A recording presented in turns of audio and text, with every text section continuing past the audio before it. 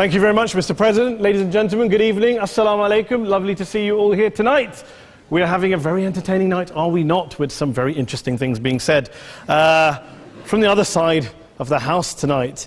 Let me begin by saying, as a Muslim, as a representative of Islam, I would consider myself an ambassador for Islam, a believer in Islam, a follower of Islam and its Prophet.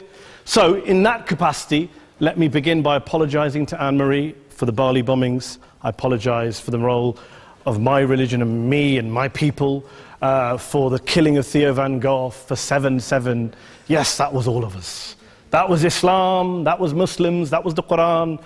I mean, astonishing claims to make in the very first speech on a day like today, where the Conservative Prime Minister of the United Kingdom is having to come out and point out that these kind of views are anathema. And I believe you're trying to stand for the Labour Party to become an MP in Brighton. If you do, and you make these comments, I'm guessing you'll have the whip withdrawn from you, but then again, UKIP's on the rise, they'll take you, the BNP, they might have something to say about your views. This is what Mehdi Hassan always does. By the way, just on a factual point, since we heard a lot about the second speaker, about how backward we Muslims all are, on a factual point, you said that Islam was born in Saudi Arabia. Islam was born in 610 AD. Saudi Arabia was born in 1932 AD. So you were only 1,322 years off. Not bad? Not bad start there. Talking of maths, by the way, a man named Al-Khwarizmi was one of the greatest mathematicians of all time, a Muslim, worked in the golden age of Islam. He's the guy who came up with not just algebra, but algorithms. Without algorithms, you wouldn't have laptops. Without laptops, Daniel Johnson tonight wouldn't have been able to print out his speech in which he came to berate us Muslims for holding back the advance and intellectual achievements of the West, which all happened without any contribution from anyone else other than the Judeo-Christian people of Europe. In fact, Daniel David Levering, the author of the Pulitzer Prize-winning historian and author of The Golden Crucible, points out that there would be no Renaissance, there would be no Reformation in Europe without the role played by Ibn Sina and Ibn Rushd and some of the great Muslim theologians, philosophers, scientists in bringing Greek texts to Europe. As for this being our university, I will leave that to the imagination as to who is our and who is there. I studied here too. An astonishing set of speeches so far making this case tonight. A mixture of just cherry-picked quotes, facts and figures, self-serving, selective, a farrago of distortions, misrepresentations, misinterpretations, misquotations. Daniel talked about my article in the New Statesman, which got me a lot of flack, where I talked about the anti-Semitism that is prevalent in some parts of the Muslim community, which indeed it is. Of course, I didn't say in that piece that it was caused by the religion of Islam. In fact, modern anti-Semitism in the Middle East was imported from, finish the sentence, Judeo-Christian Europe, where I believe some certainly bad things happened to the Jewish people. In fact, Tom Friedman, Jewish-American columnist in the New York Times, told me in this very chamber last week that he believed, had Muslims been running Europe in the 1940s, 6 million extra Jews would still be alive today. So I'm not going to take lessons in anti-Semitism from someone who's here to defend the Judeo-Christian values of a continent that murdered 6 million Jews. Moving swiftly on. Yes. Absolutely. Well, I'm about to make that point. No, I'm about to make that point. You're right. I agree with you 110%. That is my point. I don't think Europe is evil or bad. I'm a very proud European. I don't want to judge Europe on that basis, but if we're going to play this gutter game where we pull out the Bali bombing and we pull out examples of anti-Semitism in the Islamic community, then of course I'm going to come back and say, well, hold on. I mean, look, let's be very clear. Daniel here was a last-minute replacement for Douglas Murray, who had to pull out. And Douglas and I have a well-documented differences, but to be fair to Douglas, as to be fair to Anne-Marie and to Peter, atheists. Atheists see all religions as evil, violent, threatening. What the problem I have with Daniel's speech is that Daniel comes here to run this robust defense of Christianity, forgetting that his fellow Christians, people who said they were acting in the name of Jesus, gave us the Crusades, the Spanish Inquisition, the anti-Jewish pogroms, European colonialism in Africa and Asia, the Lord's Resistance Army in Uganda, not to mention countless arson and bomb attacks on abortion clinics in the United States of America to this very day. I would like a little bit of humility from Daniel first before he begins lecturing other communities and other faiths on violence, terror and intolerance. But, no thank you. Some water. But I would say this, to address the gentleman's very valid point here, I'm not going to play that game. I don't actually believe that Christianity is a religion of violence and hate because of what the LRA does in Uganda or what Crusaders did to Jews and Muslims in Jerusalem when they took back the city in the 12th or 13th or whatever century it was. I believe that Christianity, like Islam, like pretty much every mainstream religion, is based on love and compassion and faith. I do follow a religion in which 113 out of the 114 chapters of the Quran begins by introducing the God of Islam as a God of mercy and compassion. I would not have it any other way. I don't follow a religion which introduces my God to me as a God of war, as some kind of Greek God of wrath, as a God of hate and injustice. Not at all. As Adam pointed out, you go through the Quran and you see the mercy and the love and the justice. And yes, you have verses that refer to warfare and violence. Of course it does. This is not a motion about pacifism. I'm not here to argue that Islam is a pacifistic faith. It is not.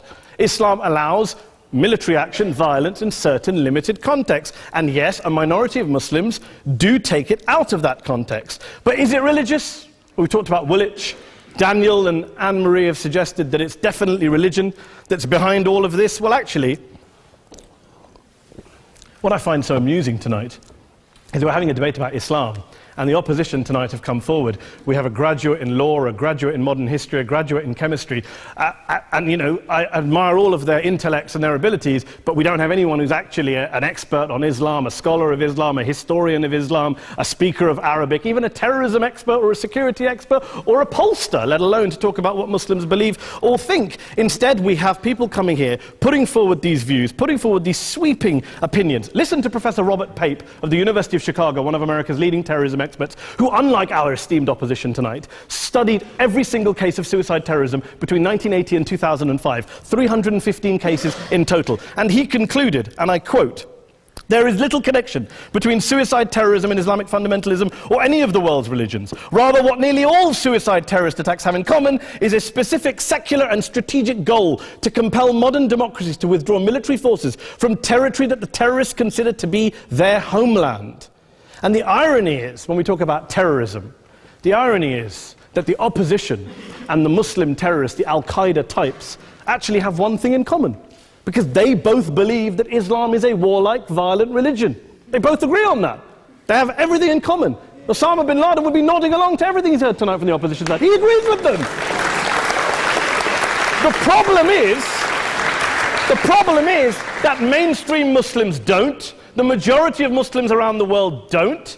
In fact, a gentleman here started quoting all sorts of polls. Gallup carried out the biggest poll of Muslims around the world, of 50,000 Muslims in 35 countries. 93% of Muslims rejected 9/11 and suicide attacks. And of the 7% who didn't, they all, when polled and focus grouped, cited political reasons for their support for violence, not religious reasons. And as for Islamic scholars and what they say, well, Daniel talks about our University of Oxford. We'll go down to Oxford Centre for Islamic Studies, get hold of a man named Sheikh Afifi al-Akiti, who is a massively well-credentialed and well-respected Islamic scholar, who has studied across the world, who in the days after 7/7 published a fatwa denouncing terrorism in the name of Islam, calling for the protection of all non-combatants at all times, and describing suicide bombings as an innovation with no basis in Islamic law. Go and listen to Sheikh Tahir al-Qadri, one of Pakistan's most famous Islamic scholars, who published a 600-page fatwa condemning the killing of all innocents and all suicide bombings unconditionally without any ifs or buts. There's nothing new here. This is mainstream Islam, mainstream scholarship, which has said this for years. You don't go out and kill people willy-nilly in the high street or anywhere else, on a bus or a mall, based on verses of the Quran that you cherry-pick without any context, any understanding, any interpretation, or any commentary. Point of information. Please. Well, it doesn't happen apparently. I didn't say it doesn't happen at all. I never said it didn't happen. I don't blame Islam. Yes, it's a very good point. And a lot of us are campaigning against that. And we're campaigning against it in the name of Islam. We're campaigning against it in the name of various interpretations of Islam. Anne-Marie comes and scares us with her talk of Sharia law. I would like to see the book of Sharia law. It doesn't exist. People argue over what Sharia law is. And you empower the extremists by saying there is only one version. You empower them all. I don't believe you took any interruptions, Anne-Marie, so I think you should stay there for a moment. Several countries. Here's what we're dealing with. Here's what we're dealing with. We are dealing, I took your point. Here we are dealing with a 1400-year-old global religion followed by 1.6 billion people in every corner of the world, a quarter of humanity, of all backgrounds, cultures, ethnicities. And yet the opposition tonight wants to generalize, stereotype, smear in order to desperately win this debate. And here's my question, if we're going to generalize and smear. If, okay, people say yesterday's bombers, and we've got to be careful, there's a trial going on, were yesterday's attackers, motivated by Islam? Big debate. I don't believe they were. Let's say they were. Let's say Faisal Shahzad, the Times Square bomber, was motivated by Islam. Let's assume, for sake of argument, that Richard Reeves, the shoe bomber, was motivated by Islam. If Islam is responsible for these killings, if Islam is what is motivating these people, and Islam is therefore not a religion of peace, a religion of war, then ask yourself this question: why aren't the rest of us doing it? Why is it such a tiny minority of Muslims are interpreting their religion in the way that the opposition claim they are? Let's assume there are 16,000 suicide bombers in the world. There aren't. Let's assume there are for the sake of argument. That's 0.001% of the Muslim population globally. What about the other 99.99% of Muslims who the opposition tonight either ignore or smear? The reality is that the rest of us aren't blowing ourselves up tonight. The reality is that the opposition came here tonight not worried about the fact that me and Adam might pull open our jackets and blow ourselves up tonight because we're followers of a warlike warrior religion which wants to take over Europe and Daniel's university. The issue is this. The issue is this. Unless the opposition can tell us tonight, and Peter Atkins is here, one of our great atheist intellectuals, can tell us tonight, can answer this question tonight: why don't the vast majority of Muslims around the world behave as violently and aggressively as a tiny minority of politically motivated extremists? Then they might as well give up and stop pretending they have anything relevant to say about Islam or Muslims as a whole. Ladies and gentlemen, let me just say this to you. Think about what the opposite of this motion is.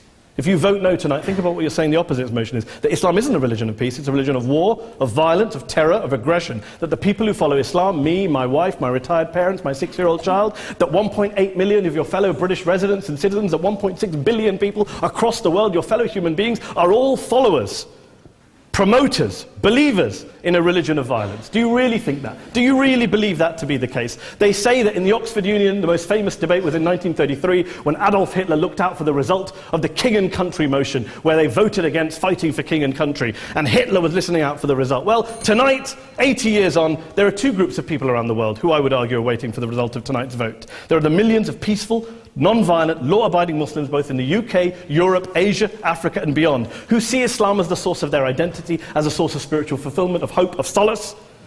And there are the phobes, the haters, the bigots out there who want to push the clash of civilizations, who want to divide all of us into them and us and ours and their. Ladies and gentlemen, I urge you all not to fuel the arguments of the phobes and bigots. Don't legitimize their divisions. Don't legitimize their hate. Trust those Muslims who you know, who you've met, who you hear, who don't believe in violence, who do want you to hear the peaceful message of the Quran as they believe it to be taught to the majority of Muslims, the Islam of peace and compassion and mercy, the Islam of the Quran, not of Al-Qaeda. Ladies and gentlemen, I beg to propose this motion to the House. I urge you to vote yes tonight. Thank you very much for your time.